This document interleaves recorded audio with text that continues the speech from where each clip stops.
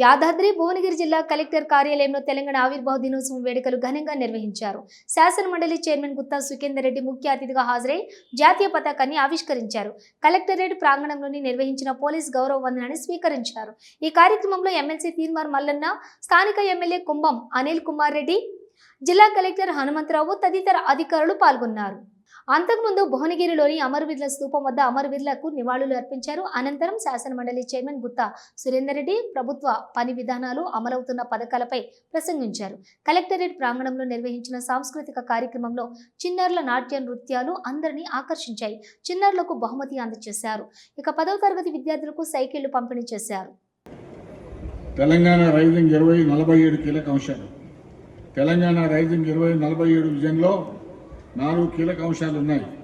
పేదల సంక్షేమం, సమగ్ర పాలసీల రూపకల్పన, ప్రపంచ స్థాయి ఇన్ఫ్రా డెవలప్మెంట్, పారదర్శక సుపరిపాలన, లక్ష్యాలకు ప్రాధాన్యతనిస్తారు.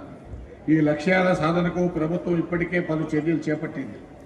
తెలంగాణ సమగ్ర అభివృద్ధికి ఇప్పటికే welfare and social justice policy, green energy policy, infra and industrial policy, tourism పాలసీలను ప్రభుత్వం సిద్ధం చేసింది.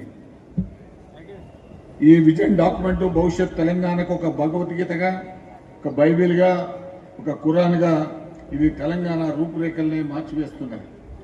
ఆడబిడ్డలకు అండదండలు. ఆడబిడ్డలు ఆనందంగా ఉన్న ఇంటా మహాలక్ష్మి తాండవిస్తున్నది. అందుకే రాష్ట్రంలో 1 కోటి మంది ఆడబిడ్డలను కోటీశ్వరులను చేయాలనే సంకల్పంతో ప్రభుత్వం అనేక కార్యక్రమాలు చేపట్టింది. ఆర్టీసీ బస్సుల్లో ఉచిత ప్రయాణం, 500 రూపాయలకే వంట గ్యాస్ సరఫరా, 200 యూనిట్ల ఉచిత విద్యుత్ సరఫరా, ఇందిరమ్మ ఇల్లు వంటి పథకాలతో పాటు సంపన్నులతో సమానంగా తెలంగాణ మహిళలతో విద్యుత్ ప్లాంట్లు కూడా ఏర్పాటు చేయాలని ప్రభుత్వం నిర్ణయించింది. మహిళలు పెట్రోల్ బంకుల నిర్వహణ, మహిళా శక్తి క్యాంటీన్ల నిర్వహణ చేపట్టారు. శిల్పారామంలో 100 ఇందిరా మహిళా శక్తి స్థానాలను ప్రభుత్వం ప్రారంభించింది. మహిళా సంఘాల ద్వారా 600 బస్సులు కొనుగోలు చేయించి ఆర్టీసీకి అద్దెకి ఇవ్వాలని నిర్ణయించాం. ఇందులో 150 బస్సులు ఇప్పటికీ అందజేయడం జరిగింది. మహాలక్ష్మి పథకం ద్వారా మన జిల్లాలో ఇప్పటి వరకు ఆర్టీసీ బస్సుల్లో 1,31,00,000 మంది మహిళా ప్రయాణికులు 65,92,00,000 రూపాయలతో ఉచిత ప్రయాణం కల్పించనేది. గ్యాస్ సిలిండర్ను తక్కువ ధరకు అందించాలనే ఉద్దేశంతోనే 500 రూపాయలకు ఎల్పీజీ గ్యాస్ సిలిండర్ ఇవ్వాలని సంకల్పించి అందులో భాగంగా మన జిల్లాలో 1,25,910 మంది మహాలక్ష్మి పథకం కింద అర్హులుగా గుర్తించి 5,56,172 సిలిండర్లను అందజేసి 17,05,00,000 రూపాయలను వారి ఖాతాలలో సబ్సిడీ మొత్తాన్ని జమ చేయడం జరిగింది.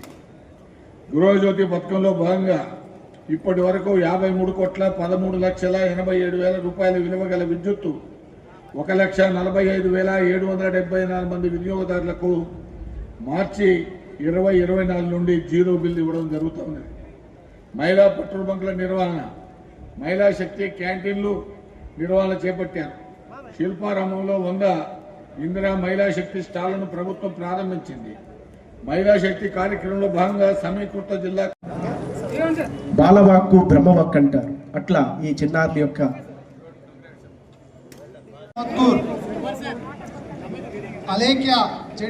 నెక్స్ట్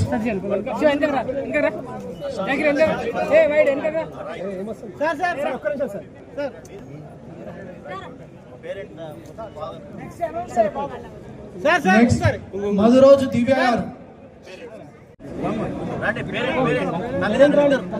అంజన్ కుమార్,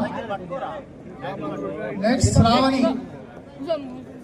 అంజన్ కుమార్ తర్వాత Sravani, ZP high school Begumpet, Rajapet mandal. 521 sir marks government sector లో ఫస్ట్ ర్యాంక్. నెక్స్ట్ దివ్య గారు 519 మార్క్స్